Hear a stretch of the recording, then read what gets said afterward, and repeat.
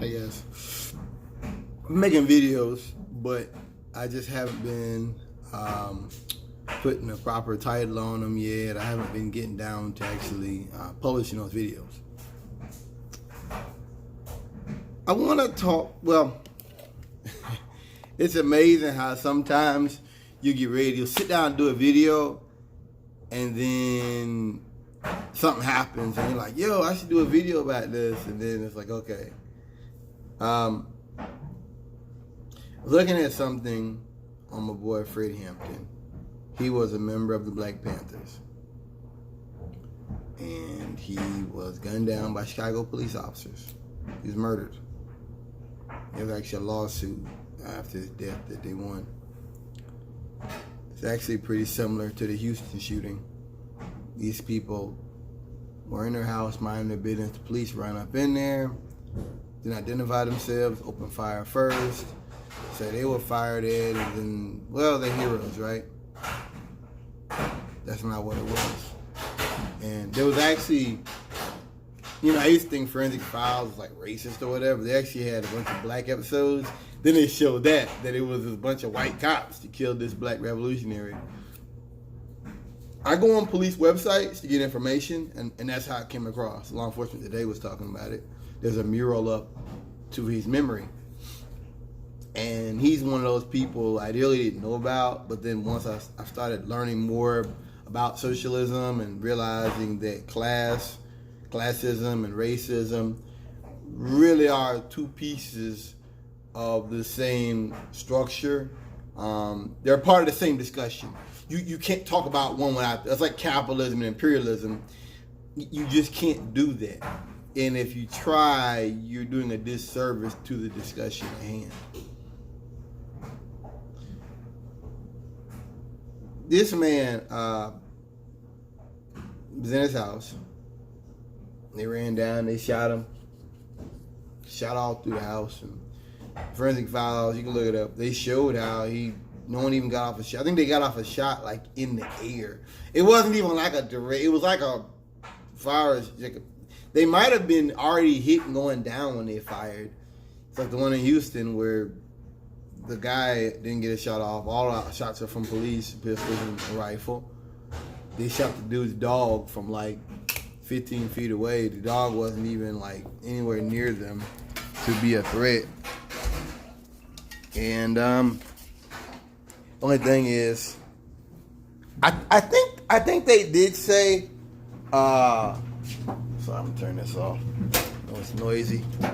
The one thing they did say about that particular case is that I guess that guy's political future kind of was done away with after that. The guy that led the raid to kill Hampton. And I've realized I've gotten older, and black people probably are like, what are you talking about? So I've gotten older that may be, as far as the class structure goes, as far as you're going to be able to go if you're talking about going along with the system. It's just that when white people, when the oppressor does these fucked up things, that at least they know their career won't go any further. And that sounds fucked up, don't it? It's y'all murdered a man. I think they murdered multiple people, and the only thing that happened was their career was fucked up, and there was a lawsuit like 20 years later by the estate. They'll make up for his death. I've said often, what would the world look like without Dr. King and Medgar Evers and Malcolm X? But there's a lot of other people we don't talk about. And Mr. Hampton is certainly one of those people who is sorely missed. And who knows what he could have done to help with the fight for socialism in this country. To help for the fight. I mean, what's amazing to me is just that I realize more and more that the goal of the enemy hasn't changed, and the fact that you're trying to defend law enforcement in the 70s and talk about cop killers today, it's not even laughable. It shows you really are the oppressor, and I say that because you're burying the lead. You're talking about the fact that he's a member of the Black Panther Party, but you're not discussing the reasons why the Black Panther Party started up. And I know it's just like Trump supporters. I get it. It's not supposed to be rational. It doesn't have to be rational. I get it. Okay, I totally get that. That's one thing I've learned as far as Trump supporters go, is that a lot of what they are talking about isn't rational. It isn't supposed to be rational. They're not talking to me. They're talking to people who are already riled up and want revenge for 8 years of Obama. I get it. You know, I get it. Now, also, Black Panthers, they started out just getting a law book. All they were doing when the police would pull somebody over is just come out there with a law book and some guns. That's their right under the Second Amendment. And you know what gets me about that is, white people have a problem with us being armed and defend and learning the law, but what do you see all the time? There's hundreds of videos on YouTube, white men open carrying rifles around malls and shit, and they're not there to prove anything. They're just doing it because they can, as they say, as they can. Those people were carrying rifles unloaded simply to basically say, if you don't respect us, it's going to be consequences. But they weren't interfering with the stop or the arrest. And there was harassment going on. But I think, like I said, what that is really,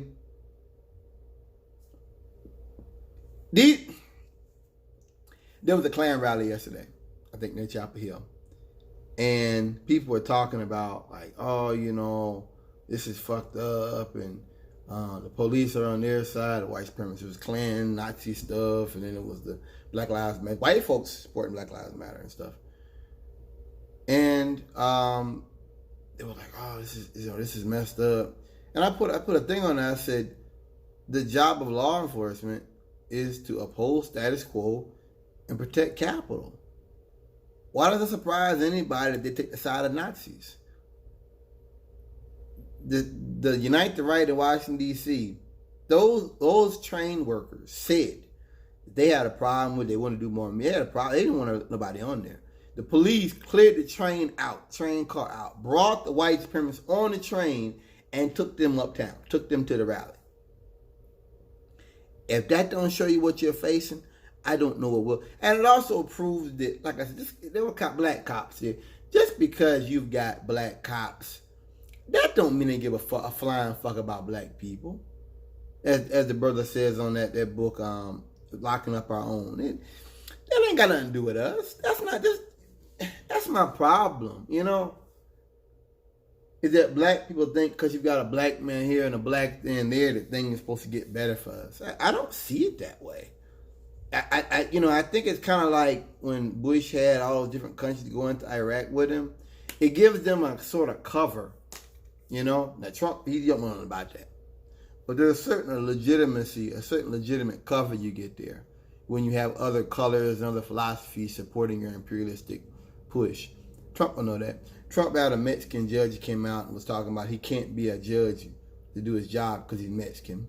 You know, you had him go out there, push the president of Montenegro, refuse to uphold the principle, the self-defense principle, them all come together in NATO. It's like as Professor Eddie Glaude said it. What these things show you, the things they're saying, talking about Europe's got to stand alone and stuff, it shows you that what Europe and the rest of the world is doing is they'll leave America behind. When he stepped away from the Iran nuclear treaty, they're still involved. China's still involved. Nobody else has followed America. Now, this Iran thing, Germans, they stopped training in Iraq. A bunch of countries have stopped training. Spain pulled their ships out. Nobody's going to follow Trump, man. Something about that's what he does. He does stuff just to be like, you're either with me or you're against me. And I think that's really backfired. Really backfired. But he's so arrogant. But Fred Hampton, that guy's a hero. Don't let nobody tell you no different.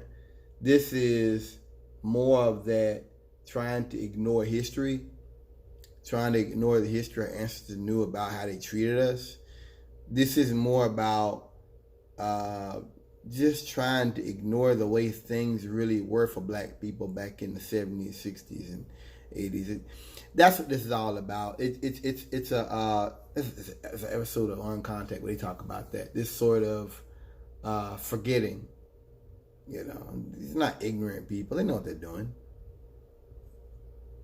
I would have been a Black Panther. In some ways, I am a Black Panther. Don't let nobody tell you different. That's the problem with black people getting into these law enforcement and all this too, is that they lose connection to their past. Lose connection to what their ancestors did and what they fought for and what they died for. And that's why I'm kind of thankful in a way for Trump, because I was worried that black children would forget about, they would lose touch of that ancestral thing, connection, and that was something you gotta worry about. And my brother said, that's a horizontal issue. That's all. It's a complete horizontal issue. Ain't nobody doing that. Even Hispanics, nobody. Because Trump not gonna let you. He's not gonna let you. He's gonna show you what he thinks about you. But yeah, this is, like I said, this is what they do. Like my brother said, they probably one day they're gonna have Dr. King up there in whiteface. In 100 years, they're gonna say he's a white. They're gonna say Dr. King was half white. Oh yeah, it's coming. They'll say he's a homosexual or something. That's coming, because that's what the Caucasian does. They have to weaken our black. They have to weaken our black figures, man.